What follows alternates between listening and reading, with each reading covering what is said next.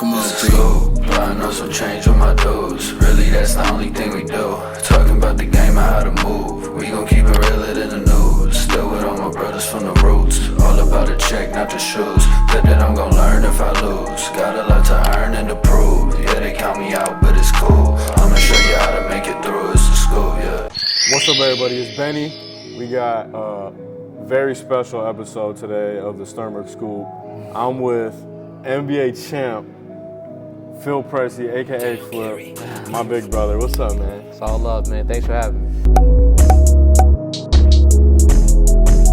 Pressey loses the dribble in the paint. He go between his legs.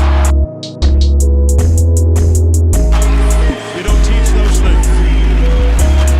Pressey will try to get something in a hurry. And Dallas! We're here at the Celtics facility, as you can see. Shout out to Flip for letting us come here. First question I got for you, just tell me a little bit about like how you got into hoops. How I got into hoops, I mean, ever since I can remember, my dad put the basketball in my hand. Been playing since the age of, I can't even really remember, but just kind of grew up with the game around me. My father was a coach. My brother played, both my sisters played, my mom played, so just been around the game my whole life, and you know, it's grown into a game I love. And we know he's been a hooper since I've known about Flip since I was in middle school, going into high school, and that brings me to my next question. So you were like a 4-star prospect on ESPN, and you were in the same class as like Kyrie, Harrison Barnes, Deion Waiters. Who was the best player you had to play against in high school? I mean, all those guys you named, like Kyrie, he was a great player. Jared Sellinger, he was another guy. Harrison Barnes, Deion Waiters, like all those guys you named were all, you know, very talented. Yeah.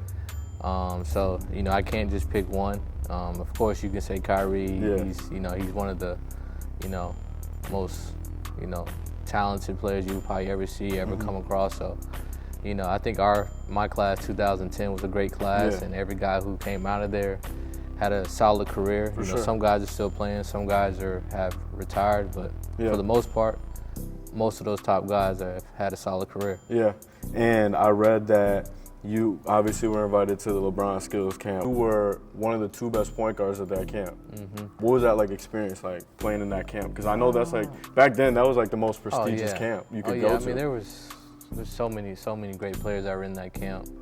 I mean, if I could probably remember, probably Kendall Marshall. He went to North Carolina, if I had to guess. That was a minute ago, almost 15, 16 years ago. But that camp was special. You know, we got all the gear, but just being a part of LeBron James' camp, you know, it was special. And it's amazing to see that I was at his camp, right, and he's still playing. It's insane. So like, just being a part of his camp, anything that you have attached to LeBron, you know it's special. And you brought up a funny point. You said like the gear, you get all the gear. I remember when I was in middle school and I wanted to go to that camp so bad.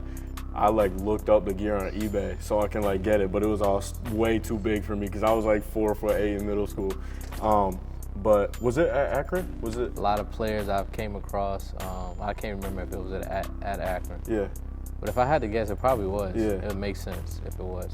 The new Sternberg Scoop t-shirt is finally out now. For only $29.99, you can look insanely fresh.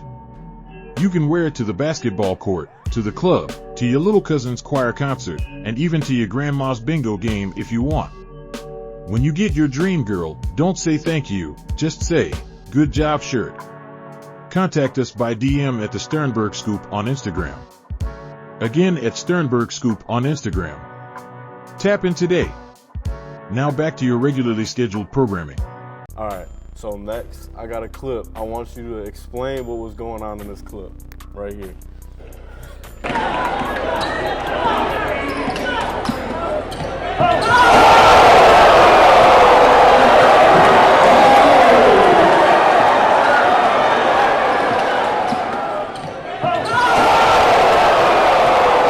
Yeah, man, this is like before, you know what I mean, Instagram and, you know, a lot of the social media. Being able to do that at that time, it was special. You know, one of my good buddy who I dunked on, Tony Mitchell, Oh man, that was your boy? Oh yeah, that's my man. Who's gonna get dunked on, or like I wouldn't dunk on him, but it just happened. Like something like that, it just happened, and I was shocked, you know, because he definitely boosted me a little, but just it was over the room. But I dunked on people similar like before. Yeah. But to do it on one of my friends, it was fun. Yeah. But he's like a specimen, like physical specimen. Like he's been able to jump off vert between the legs. So to do it on something like that, it was special. Yeah, and it was on Hoop Mixtape, and that's like everybody's dream back then to get on Hoop Mixtape. And it went crazy viral too. It almost has like 1 million views, which is like, back then, like you said, like Instagram wasn't big, Twitter was just getting started really, and to go that viral is like, but that dunk is crazy. That was definitely like a pivotal moment in my high school career. Like that was right before I went to Mizzou, the year before I went to Mizzou, so it was a great start to my college career. Was that a All-Star game? All-Star game, yeah. TABC or whatever? TABC. I believe Jordan Clarkson was in that. Oh, okay. Andre Roberson. Like we had a couple top prospects that were in that game. Yeah, I didn't even know. But that's a great transition, because my next question is, you went to Missouri, obviously, MIZ. What went into that decision of you going to Mizzou? First of all, I knew a couple of the players who were already there. Kim English, who's the head coach of Providence College right now, he recruited me. He was on he was my host. You know, it's kind of crazy. He's a head coach now. He's a great recruiter, so I think I was his first recruit. Oh, really? That's a good recruit. But my brother committed there. He was coming out of JUCO, so he was a junior my freshman year. So being able to play with him was a pro. And then Mike Anderson, the head coach at the time, him and my father, they went to college together. They were roommates. Okay. So that was a connection. Yeah. And then Mizzou was in the Big 12 at the time. They played, Texas, Texas A&M, Tech, Baylor. OU was just right up the street. So being able to go back home and play in front of my family was definitely another pro to being able to go to University of Missouri. But it was just a great school overall. Once Mike Anderson decided to switch schools and go to Arkansas, I had thoughts about, possibly changing schools, but, I just loved the school just for the school. Yeah. I had friends that I've created outside of basketball, and being able to maintain those relationships allowed me to, make that decision 100%. Yeah. And those fans too, those fans are crazy. Yeah. Especially when you were there, like. Oh yeah, next level, and then you saw it, right? Yeah, your year there, like you guys had a special year. Being able to be a part of that was definitely special to me. And you played with your brother. What was that like? Like D1, the highest level of D1, playing with your brother. Oh yeah, playing with my brother, it was special. Not only to me, but to my parents, my siblings, my family, my cousins. Being able to start being on the same court. At the time, you don't really get it, but you look back and you reflect. Crazy. Oh yeah, you'll be able to, we'll tell our kids, that we were able to do something special. We won a lot of games. Yeah. We won a championship, Big 12 championship, so that was pretty cool. That's amazing. And it's rare to just get one kid in the Big 12 at SEC, let alone two. Oh yeah. People who are brothers, so. 19-19 against UCLA. I mean, you guys didn't win somehow, but what was that game like? Oh, it's one of those games where you're just in the flow, right? That's that summer, you work hard, you train with your teammates, and you put in all the work to build a chemistry. Yeah. And that's just like the perfect timing. Being able to be at the top of your game at one of the most prestigious schools, UCLA, on the road. It was a special moment, but it would have been better if we got the W. Unfortunately, we did not. But it was a cool game. Being able to, have stats like that. One of the best in Mizzou history. It was pretty cool. But like I said, the most important thing is getting the W. But having a great game like that was also pretty cool. Yeah. After Mizzou, you got picked up by the Celtics, but you were undrafted. How was that? How did that motivate you, being undrafted, but getting picked up in the league? I mean, that chip on my shoulder, right? That's something that I've carried my whole career, my whole life. Always been one of the smaller players on the court, always having to prove myself. People telling you can't do this, you can't do that. I don't know, just putting, the chip turned into a boulder. Being able to, stay persistent, have faith that it's gonna work out. let the hard work do the talk. And then getting an opportunity to be with the Celtics was a great opportunity, right? And, being able to be in a position of where the Celtics were at the time, they had a younger team, and I had a great opportunity to showcase my skills. So, I just tried to make the most of the moment. Yeah, I mean, especially like you mentioned, I can relate to it being like a smaller guard, Exactly, not really even 6 feet tall, but making it to the league is crazy. Like, I'm like glad to, have that connection with you, because like growing up, I was always so small. I was 4'11" my freshman year of high school, and I was just always, I was going at everybody. I didn't care if I got knocked down. But I know, like, I could relate to you because I know you're doing the same stuff. I read that in your first career start, you had 10 assists and 0 turnovers, which is insane, your first start. What was, like, going through your mind when you found out, like, you were a starter in the league? I kind of expected it. Oh, okay. Right? Like, one of my goals as an NBA player when I went undrafted was to be, undrafted Hall of Famer. And, that didn't work out, but, I ended up playing, 3 years in the NBA, played, a year in the G League and 5 in Europe, so it's the same, you set goals, right? You want to set your goals high, and even if you don't hit them, if you land somewhere in that area, you'll be able to say, dang, I went pretty far. So like that's kind of like that's my mindset. I remember you told me, so my favorite player in middle school was Rondo, and like I didn't care what anybody else said. I didn't care if they said that Chris Paul was better, Derrick Rose was better. I was rocking with Rondo, even if he wasn't. What was it like learning from him? Because I know you said he was like your vet. So for sure. What was it like learning from an elite point guard like that? Yeah, I mean, our games kind of, mimic each other.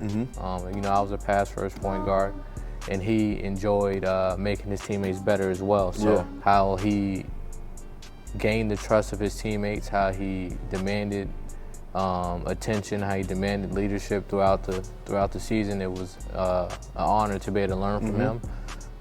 And he was like you said, he was my vet, and he gave me some good life lessons that I was able to take throughout my career. Yeah, and like, what was it like going against him in practice? Oh yeah, I mean, iron sharpens iron. So like being able to go against him, he was, physical. He was tough. He didn't want to lose. He's competitive, and he's gonna talk trash. So being able to go against that, he raised my game.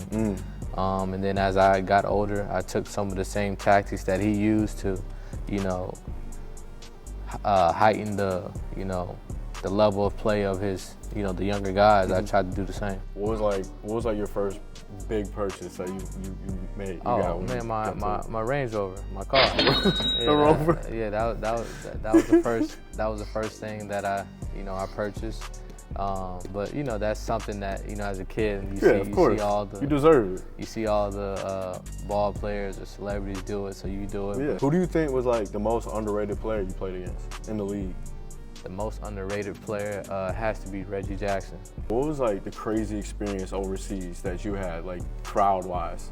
Oh, crowd? I mean, playing in Spain, right? You're playing in these different cities throughout Spain, and there's speaking Spanish to you. The fans are speaking Spanish. The announcers are announcing, different things in Spanish. So being able to just kind of stay focused and stay locked in throughout games, it's tough. It's not easy.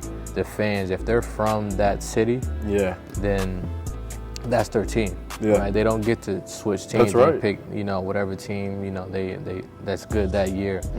If they're from that city, then that's their team that they're sticking with probably their whole life. Yeah. What country do you think had the best food? Like you enjoy the most? Spain. Spain, I enjoy, Germany and Turkey, they had good food as well. But Spain, I appreciated their food. We got another special guest here. Say hi. Lil Henny.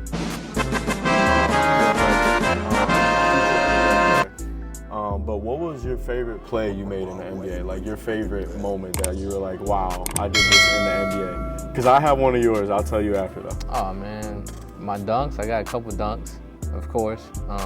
My first points though, against the Utah Jazz. That was like my first points, and I remember it like it was yesterday. So my first points, it has to be my most memorable moment, but also my favorite. Yeah, and my favorite your putback dunk against the Cavs. Oh yeah, Because yes, that's where I'm from, Cleveland. And pop that up on the screen. That's my favorite. A follow-up cuff dunk off the rebound. Yes. The play of the game presented by Speedy Auto Change and Auto. That's crazy. That's nobody's seen that. Crazy. Like nobody's seen that, but that really happened. My last question is, so you grew up a little bit around the Boston area, you played for BABC, and now you're an NBA champion. What was it like winning an NBA championship? Surreal, man. Being able to, you know, like you said, be here as a player, right? Being able to coach here, and I was able to see, you know, the fans when we're not the best. Yeah. They were still spectacular. Right? Then you're able to see the fans when we are one of the best. Yeah. And they're still spectacular, right? We talk about fair weather fans. Boston fans aren't fair weather. I know it's a lit here. You know, and they have a high standard, so what they do want All those is banners. what they do want you to do is play hard. Playing hard is, you know, a non-negotiable. So it was surreal being able to be a part, you know, be able to be, you know, a piece of the puzzle to the championship. You know, it was special. NBA champ, and there's nobody more deserving of an NBA championship than my brother. That's love. Flip. I appreciate everybody tuning in. My big brother and my little brother, Henny. It's all love. Hey, tune in. Rising star right here, man. Comment down below your favorite Pressey moment, and we'll see you with the next episode. And we out. My bitch, you'll never work. I put 100 racks on your head. I put 100 racks in that person. I said, back came in. I just see it all as perfect timing. Racks they spin. I done it all, just know I'm grind. They wouldn't let us in. I kicked down that door because I'm side. Check the seal again. I pulled up before just like on Isley. Medicine, you can't fix it all if they can't solve it. Really him. If you need my love, then you can call me up. Once it's up and no falling back.